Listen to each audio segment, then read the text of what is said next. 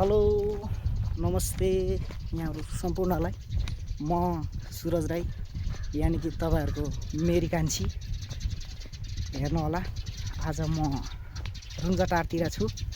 रुम्जाटारको यात्रामा मैले यो भिडियो बनाउने क्रममा यो भिडियोहरु के कस्तो छ तपाईहरुलाई राम्रो लाग्छ भने लाइक गरिदिनु होला, च्यानललाई सब्स्क्राइब गरिदिनु होला हैन।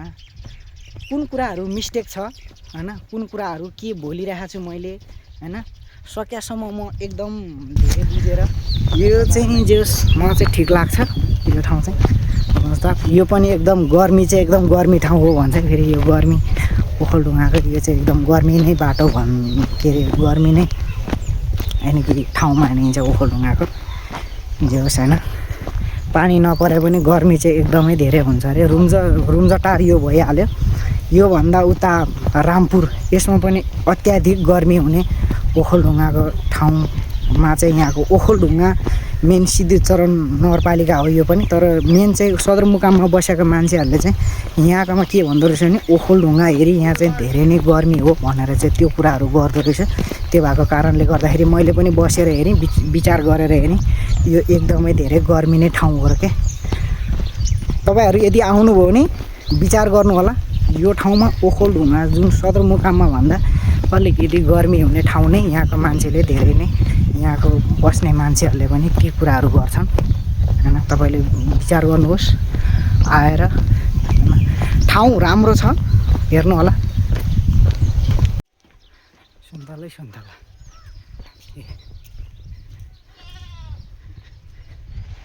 पानी हुने हो भनेदेखि यो ठाउँमा तरकारी जति पनि रुपैयाँ पनि फल्छ पानी हुने भनेदेखि। यहाँको मान्छेले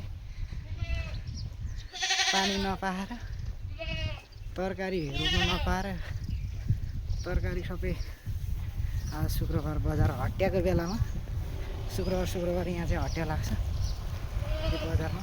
शुक्रबार जहिले पनि उहाँहरूले किनेर खानुहुन्छ अरे। किनकि यहाँ पानी छैन, फलफुल तरकारी लाउनलाई त माटो छ हैन, फलफुल अब रोप्नको लागि तरकारी रोप्न त पानी चाहियो, पानी छैन। त्यो भएको कारणले गर्दाखेरि यहाँकोमा मेन चाहिँ पानीको स्रोत अलिकति यहाँको क्यान्डिडेटले हेरिदिने हो भने यहाँ मान्छेले तरकारी रोपेर खान्थे हैन। बजार हो यो चाहिँ, बजार पनि के भन्नु, बजार यो चाहिँ एउटा काठमाडौँमा भएदेखि यो चाहिँ ढलान घर भएर चाहिँ बजार हुन्थ्यो होला हैन, गल्ली हुन्थ्यो होला एउटा हैन।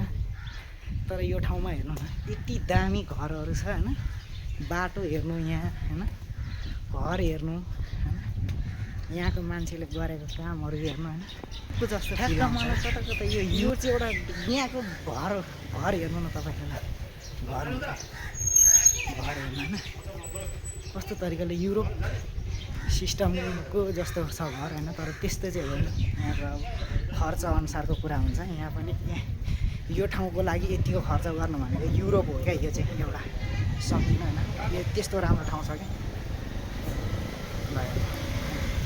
बाटो पनि सफा छ, घरहरू पनि ठाउँ त्यस्तै हैन, आनन्द छ क्या। टाइम पास गर्नलाई भिडियो बनाएर हाल्ने बस्ने, बस त्यति हो। जिन्दगीलाई चाहिए आराम, त्यति, अरू केही चाहिए छैन। बजार जाँदैछु।